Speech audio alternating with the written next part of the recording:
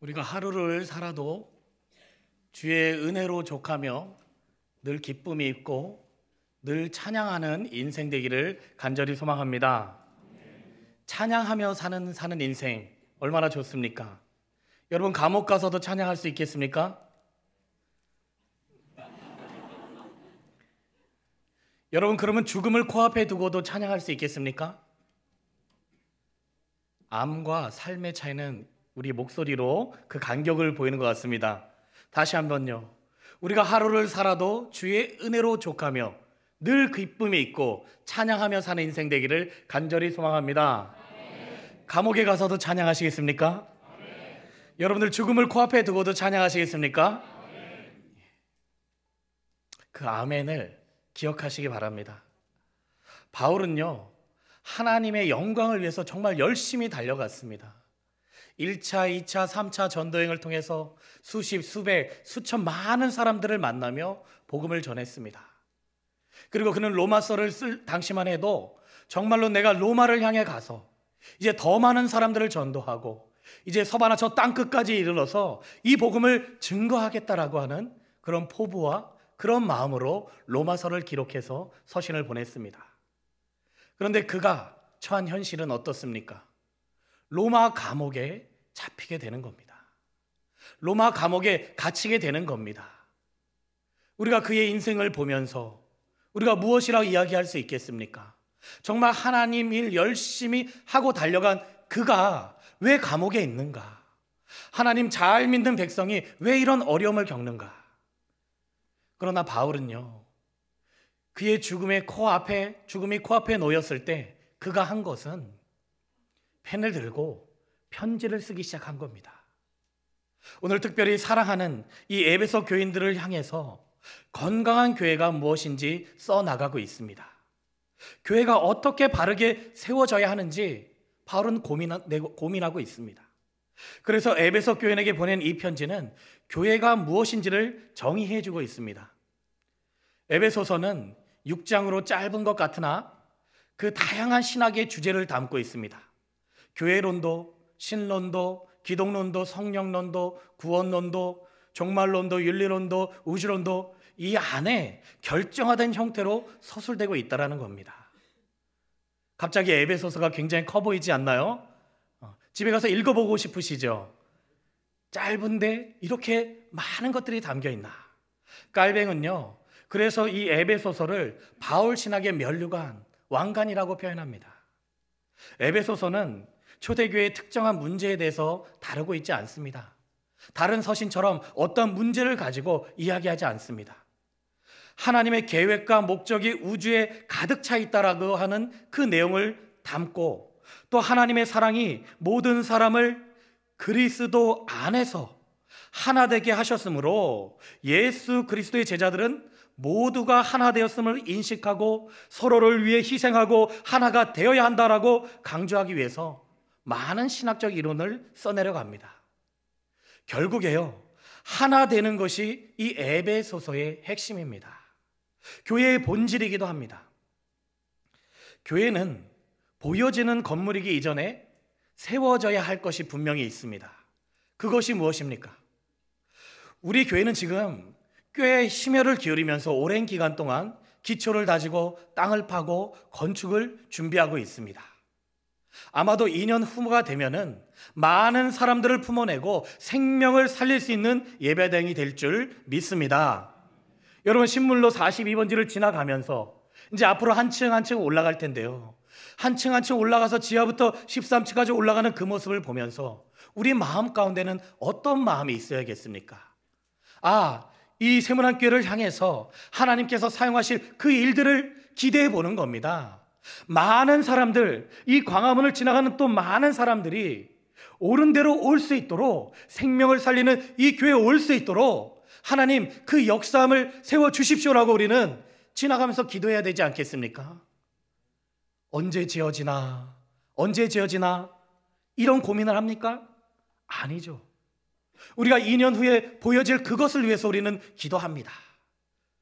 분명히 우리는 보이는 예배당을 짓는 동안 또한 보이지 않는 교회도 건강하게 세워져야 합니다. 그래서 이 에베소서는요, 건강한 교회가 무엇인지 마음의 그림을 그려주는 영적 지도와도 같습니다. 우리가 이 지도를 잘 이해하고 파악한다면 내실이 꽉 찬 공동체, 우리 세문안 교회 공동체가 될 줄 믿습니다. 이 에베소서가요, 그래서 중요한 거고 우리가 이 시기에 집중해서 읽어볼 필요가 있는 겁니다. 건축되는 2년 동안 우리가 이 에베소서를요 5번, 10번 더 많이 읽어내서 우리가 보이지 않는 교회가 무엇인지 먼저 우리가 그 교회로 건축되어져야 함을 우리 스스로가 깨달아야 됩니다. 그래서 세문안의 모든 성도들이 말씀으로 함께 건축되기를 간절히 소망합니다. 그러면 에베소서의 말씀은 어떤 말씀으로 시작됩니까? 오늘 본문 4장의 말씀을 보기 앞서서요 1장부터 3장의 말씀을 먼저 볼 텐데요, 그 말씀을 우리가 알아야 오늘 본문이 이해가 가기 시작합니다. 예수를 믿는 우리는 은혜와 평강이 넘쳐야 한다라고 선포하고 있습니다. 은혜와 평강이 있을지어다, 이렇게 서신서는 시작이 됩니다. 즉 은혜와 평강이 넘쳐야 하지만 우리 안에 두려움과 불평과 염려가 엄습할 때가 있습니다. 여러분 옆에 계신 분이 불평과 염려가 있어 보이십니까?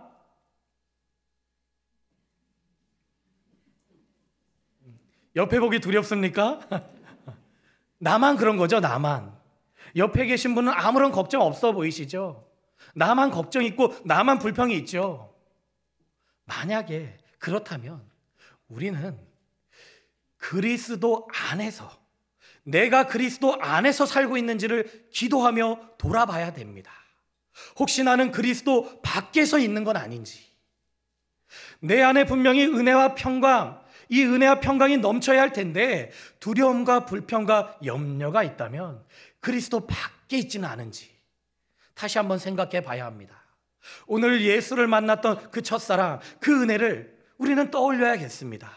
1장의 말씀은 내가 한 것이 아무것도 없는데 창세전에 흠도 많고 죄 많은 나를 택하시고 나의 죄를 사하여 주시고 약속의 성령으로 인치심을 받았으니 이보다 더 큰 축복이 어디 있을까라는 그 은혜가 바로 내 안에 족할 때 나의 두려움과 불평과 염려가 사라지면서 그리스도 밖이 아닌 그리스도 안에서 살게 되는 것입니다. 다시 쉽게 이야기하자면요, 이 말씀은 우리 인간이 해결할 수 없는 두 가지 문제가 있습니다. 우리 사람이 해결할 수 없는 두 가지 문제가 무엇입니까? 그 하나는 죄고요, 그 하나는 죽음의 문제입니다. 이 죄와 죽음의 문제가 해결되면 이곳에 안 오셔도 됩니다. 바로 이 죄와 죽음의 문제가 해결되는 이 과정이 오늘 이 말씀 가운데 있는 겁니다. 다른 종교는요, 돌을 닦거나 그리고 성불해서 자신 스스로가 구원에 이르도록 애를 씁니다. 즉 마하바냐 바라밀다, 뭡니까? 절대의 존재, 절대의 진리를 깨달아서 극락에 이르르는 거.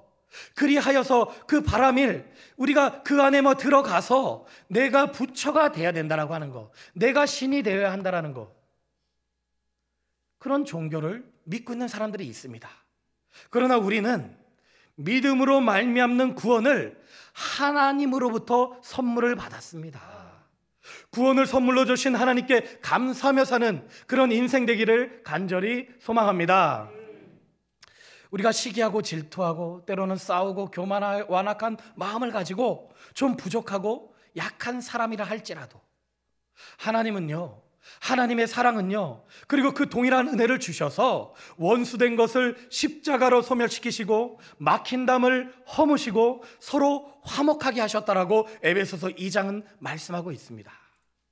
우리는 그리스도 안에서 함께 지어져가는 존재입니다. 우리는 지금 공사 중인 겁니다. 성전이 지금 지어지는 것처럼 우리도 이 땅 가운데 살아가면서 공사 중인 거예요. 그러니 그 누구도 우리가 이 공사 중에는요 판단하거나 정죄할 수 없습니다. 그러니 우리는 사람을 두려워할 필요가 없고요, 오직 하나님만을 두려워하고 하나님만을 경외할 필요가 있는 겁니다. 그러나 우리의 삶의 자리 가운데 하나님만 바라보며 살면 너무나도 좋은데 두려움이 없을 텐데 사람을 보면서 살다 보니까 그 큰 근심과 불행이 내게 닥쳐왔을 때 자신을 포기하거나 내 인생을 그냥 내려놓는, 불쌍하게 인생을 마감하게 되는 사람들을 우리가 보게 됩니다. 그런데요, 이 주변에 이런 불쌍한 사람들이요, 그냥 기사를 통해서 다른 나라에 있는 것이 아니에요. 바로 그 사람들이 우리 이웃이고요, 우리 가족들입니다. 오늘 이 예배를 마지막으로 생각하고 나오신 분이 있을 수도 있습니다. 오늘 내가 이 예배를 마지막으로 내가 이젠 떠나겠다. 여러분 그런 사람이 지금 옆에 계실 수도 있어요. 한번 옆에 계신 분에게 격려를 해주십시오. 힘내십시오. 떠나지 마십시오. 우리 함께 삽시다. 사랑합시다. 여러분, 오늘 여러분들 한 생명을 살린 겁니다. 지금 이곳에 한 생명은요, 이 말씀을 통해서요 살 수 있는 겁니다. 어떤 부귀영화를 누리고 살 수 있을지라도 그 안에 예수 그리스도가 없다면 그 어느 것 하나도 위로가 될 수 없고 인생을 더 고독하게 만들 뿐입니다. 그렇기 때문에 우리는 예수와 함께 지어져 가야 되는 겁니다. 예수와 함께 지어져 가는 사람이라 이해할 수 없는 고난이 내게 닥쳐오더라도 우리가 무릎을 꿇고 하나님께 바짝 엎드릴 때 그 순간 성령으로 말미암아 이 속사람이 변하고 예수를 머리가 아닌 내 마음으로 믿어서 예수가 내 마음에 계심을 알고 이제는 내가 알면서 삶으로 예수가 드러나기 시작을 하는 겁니다. 여러분 알았으면 이제 여러분의 삶 속에서 예수가 드러나기 시작하는 겁니다. 바로 그곳에서 주님이 영광 받으시는 겁니다. 그러니 내가 행복하지 않을 수가 있습니까? 여러분 예수 믿고 행복하십니까? 여러분 예수 믿고 행복하십니까? 그런데 왜 이렇게 목소리가 작나요? 예수님 부끄럽나요? 여러분 예수 믿고 행복하십니까? 예수님이 여러분들의 마음에 있음에 자랑스러운 마음을 가지셔야 됩니다. 예수를 믿을 때요 우리 가운데 행복함이 넘칩니다. 예수를 믿으니 무엇이 행복합니까? 우리의 시각이 바뀌죠. 육신의 눈으로 세상을 바라볼 때는 불행한 순간이 많았지만 영의 눈으로 바라보기 시작하니 감사한 일들이 보이기 시작합니다. 참 신기하죠?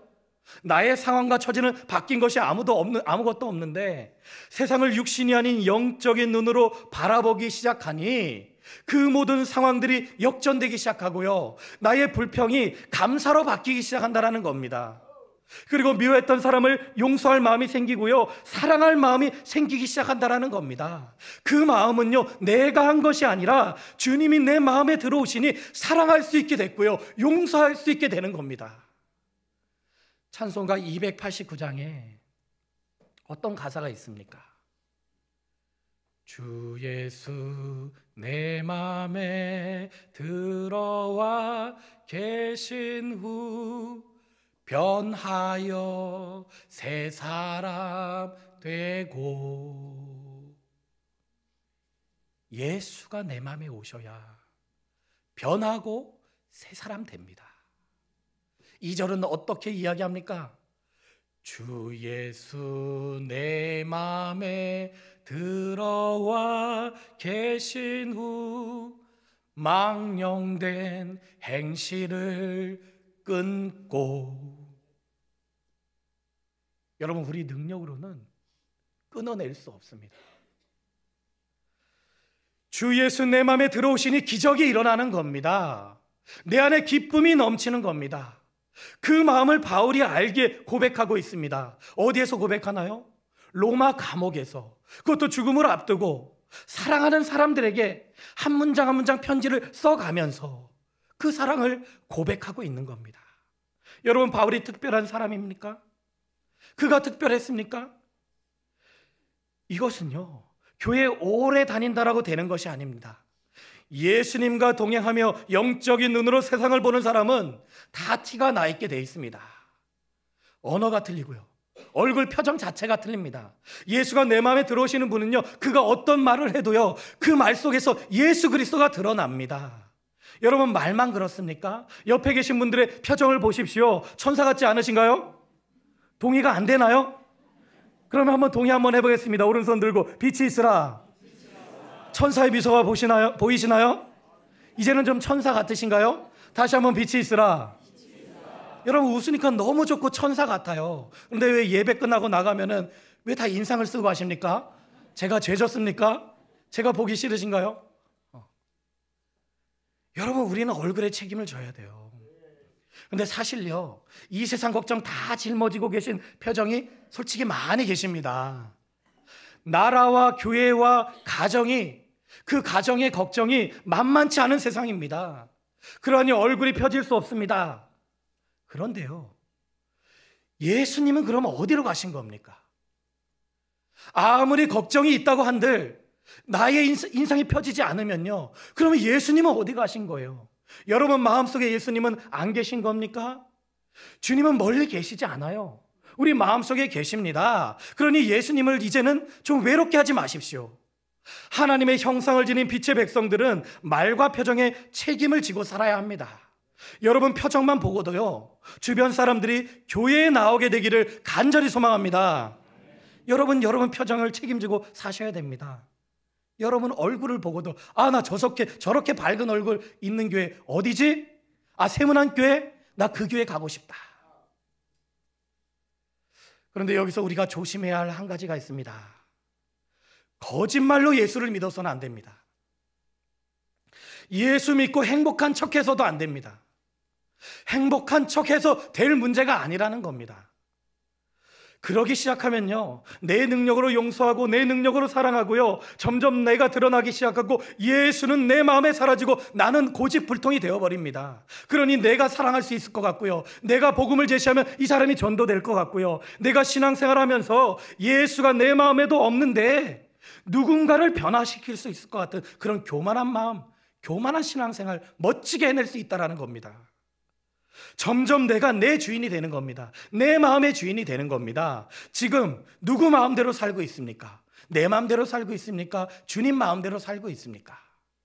내 안에 주님이 찾아오셔서 속사람이 변하기 시작하면요, 내가 얼마나 부족한 존재인지, 내 능력으로는 어느 누구도 사랑할 수도 없고요, 용서할 수도 없는 존재임을 고백할 수밖에 없어요. 우리가 할 수 있는 것은 그거밖에 없습니다. 누가복음 10장의 선한 사마리아인의 비유를 잘 아실 겁니다. 율법 교사는 지식으로 이웃을 사랑하려 했고 교만함과 거짓으로 살아왔습니다. 그러면서 예수님께 묻습니다. 내가 어떻게 하면 이웃을 사랑할 수 있습니까? 주님, 그 이웃이 누군지 좀 가르쳐 주세요. 가르쳐 주시면요, 내가 다 사랑해 버리겠습니다. 왜요? 나 그만한 능력 되거든요. 나 율법사예요. 나 그렇게 살아야 되는 사람이거든요. 내 이웃이 누굽니까? 라고 묻죠. 그러니 주님은 비유를 잘 설명해 주십니다. 그런데 그 말씀을 잘 읽노라면 그 말씀의 끝자락에 이런 음성이 들립니다. 야, 너가 강도 만난 자다. 하나님의 마음을 모시지도 않고 잘 살고 있는 너 율법사, 바로 너가 영적으로 강도 만난 자다. 여러분, 우리가 영적으로 강도 만난 자인데 우리가 누구를 사랑할 수 있습니까? 말씀을 읽는다고, 말씀을 외운다고 그 말씀으로 우리가 사랑해낼 수 있습니까? 천만의 말씀이에요. 우리가 사랑할 수 있는 능력이 없습니다. 우리의 상태가 지금 이렇게 너덜너덜하고 물 먹을 힘조차도 없는 강도 만난 자인데 그 모습으로 우리가 누구를 사랑할 수 있겠습니까? 내가 그런 존재라고 철저히 주님께 모든 것을 내려놓았을 때 예수가 내 안에 계심을 바라보게 되는 거고요, 성령이 우리를 움직이신다라고 하는 것을 고백할 수 있을 뿐입니다. 여러분, 때론 누군가 우리가 죽도록 미울 때가 있습니다. 때리고도 싶을 때가 있어요. 정말로 저주하고 싶은 마음이 들 때가 있습니다. 우리 마음이 요동치죠. 더 나아가서는 나도 모르게 거친 행동이 나올 때도 있습니다. 그런데 내 모습을 보면서, 나의 이런 언행을 보면서 나에게도 실망을 합니다. 어떻게 내가 이럴 수 있는가? 내가 너 때문에 이런 모습을 보였어 하면서 나는 이 모습이 내 모습이 아닌데라고 생각할 때가 있습니다. 아니요, 원래 그게 내 모습입니다. 원래 그 모습이 우리 모습입니다. 왜요? 우리는 다 허물 많은 죄인입니다. 실제로 내가 할 수 있는 것이 하나도 없는데 그저 우리의 화평이신 예수 그리스도가 내 안에 계셔서 역사하실 것을 믿고 우리는 오늘도 하루하루 살아낼 뿐입니다. 그 다음 예수 그리스도와 함께 우리는 지어져 가는 존재입니다. 에베소서 2장 10절에서는요, 우리는 그리스도 예수 안에서 선한 일을 위해 지으심을 받은 자입니다 라고 이야기합니다. 여러분 힘내십시오. 그리고 성령님께 무릎 꿇고 간구하십시오. 성령님, 저는 용서할 수 있는 존재도 아니고요, 그럴 힘도 없습니다. 주님, 사랑하게 해주십시오. 그리스도의 사랑의 너비와 길이와 높이와 깊이를 깨닫게 해주십시오. 우리는 간구하는 겁니다.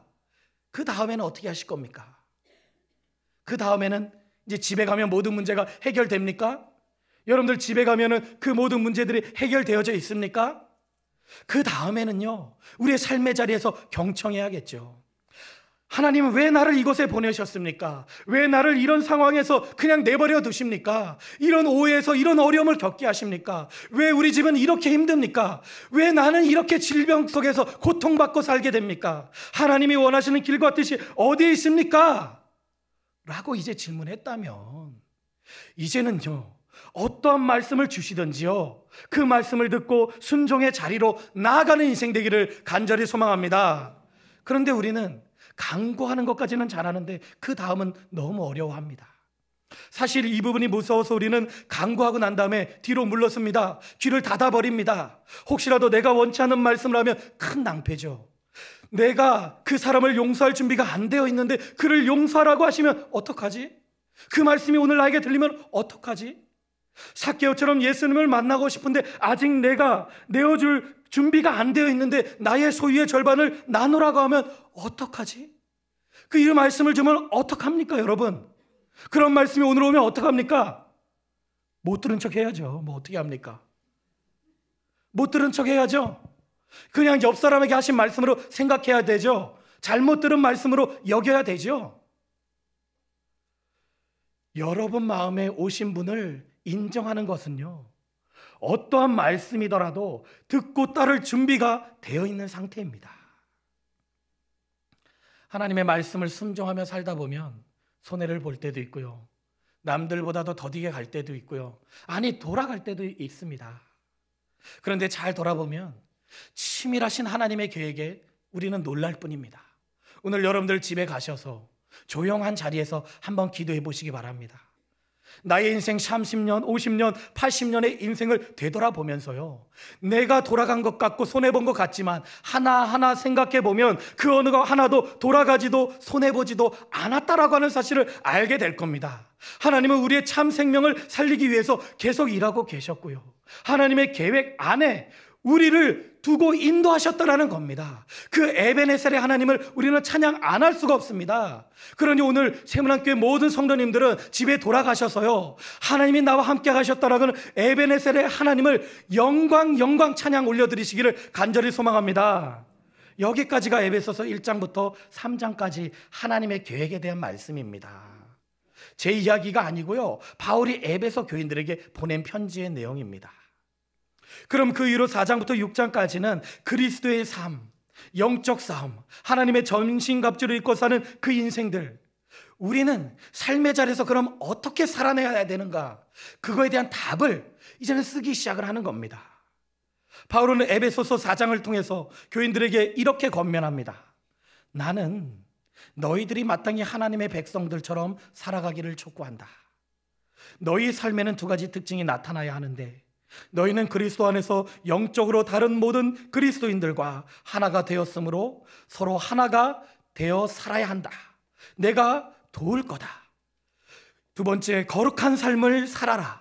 지나간 죄악들을 뒤로 던져버리고 하나님의 전신갑주를 입고 그리스도의 가치를 드러내라라고 말씀하십니다. 그리스도 안에서 영적으로 하나 된 것과 거룩한 삶을 살아내는 것은 참으로 어려운 일입니다.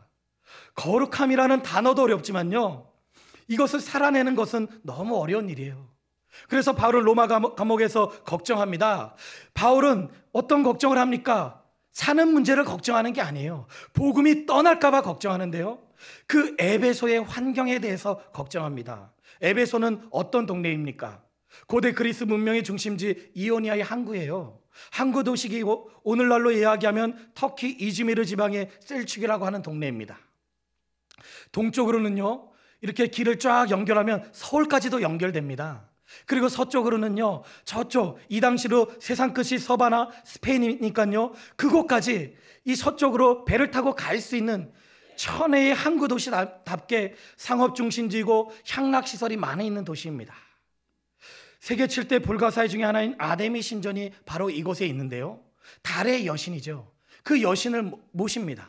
그리고 달의 여신만 모실 뿐만 아니라 이방 신들도 섬기기 시작을 합니다. 그래서 이 신들에게 제사를 드리러 왔던 곳이기 때문에 이 바울이 그들에게 전도하는 것이 만만치 않았겠죠. 영적 전쟁이 어마어마했을 것입니다. 바로 그곳에서 그곳 골목골목을 다니면서, 에베소의 골목을 다니면서 바울은 복음을 전했습니다. 그 복음을 전했더니 더 이상 우상을 섬기지 않겠다라고 하는 많은 사람들이 생깁니다.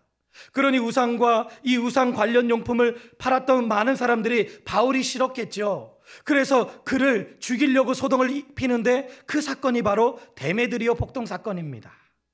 바울은요, 이 소동을 통해서 앞으로 에베소에 머물지 못합니다. 이제는 마지막이 되어버린 거예요. 두란노 서원과 골목을 다니면서 2년 넘게 복음을 전했지만 아직 예수를 마음으로 믿지 못하는 사람들이 많다라고 하는 사실을 그는 알고 있습니다.